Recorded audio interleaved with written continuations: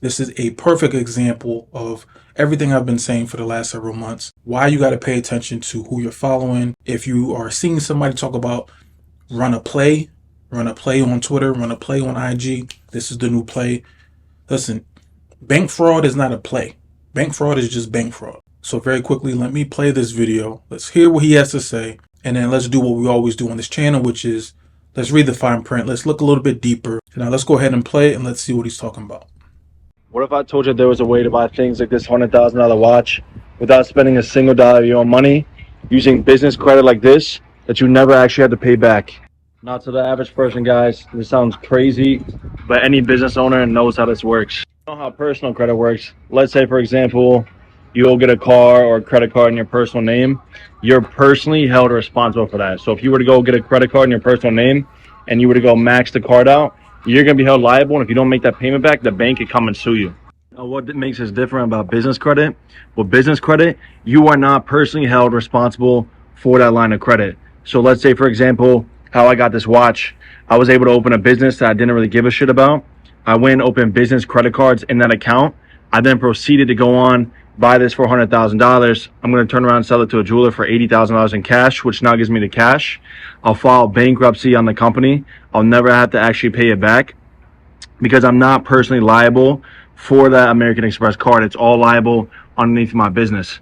It's all weird to explain in one video, but guys, if you're interested in getting involved in this and you can use some extra easy money now, I want you to go to Instagram. All right, guys. So if you can't see, I'm on Capital One's website, and I want to go over and read what it means to personally guarantee a business credit card, right? Matter of fact, where am I? I think I lost my place. Now, here we go. All right. Let me highlight this. Let's read it, and let's debunk this, right? Because I don't think people are understanding that most of these credit cards that a lot of these online gurus are telling you to apply for, this is the play, run up the bag, pull the cash off of it, run, right? You heard what he said. It's number one, it's not true. So let me just read what Capital One is saying about personally guaranteeing a business credit card, right? If you noticed, the cards that he brought up were the Amex business cards. I think he had like a platinum, business gold. This is Capital One, but it still applies, right? Why business credit card issuers like Capital One often require a personal guarantee. Personal guarantees help reduce the risk level presented to the credit card issuer, which is why it's more common to find business credit cards that require a personal guarantee. And guys, I'm going to show you that in a quick second. We're going to jump over to Amex website, and I'm going to show you the application process. And they're going to ask for your personal social security number, meaning you're going to be attached to your business. But let me not jump ahead. Let's just continue reading, because let's see what the banks themselves are talking about when it comes to personally guaranteeing. They may help mitigate risk for the credit card issuer by encouraging borrowers to be cautious and by ensuring they can collect the balance due if the business doesn't pay. So basically, the reason why these banks are wanting you guys to personally guarantee your business credit card apps is to negate and to restrict people trying to finesse, like this kid was talking about at the beginning of this video. They know, yeah, you can go ahead, stay the docs without providing documentation. You can go ahead and apply and get high credit limit business credit card products. But if your whole goal is to just run off on the plug and just to get out of here, apply, spend, get a high ticket item, flip the high ticket item, not pay Capital One, not pay Bank of America, not pay Amex, and think you're going to get away with it, this is literally in black and white on their terms of service as well as on their website. If a business closes, personal guarantees may help ensure that a credit card issuer still has a chance to recoup its losses on any outstanding balance, right? So his strategy of going to Amex, getting the business plat, business gold, swiping, running off, and black and white, the banks are telling you they're still able to go after you because they have your social. What do I mean by that? Let's go to Amex real quick and I'm going to show you what I mean. So now let's look at it. So now just for example, right? If I wanted to apply for the business platinum card from Amex, right? Again, business. When you do your application, let's take a quick look.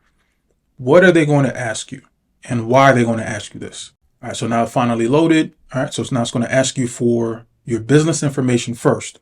Legal business name, name on card, doing business as, your business address. We already talked about this on a whole bunch of different videos, right? If we keep going down, you see that they're going to ask you for your tax ID number. I already showed you guys how to go ahead and get your tax ID number from the IRS for free. If you keep going down, you see they're still asking you for your personal information.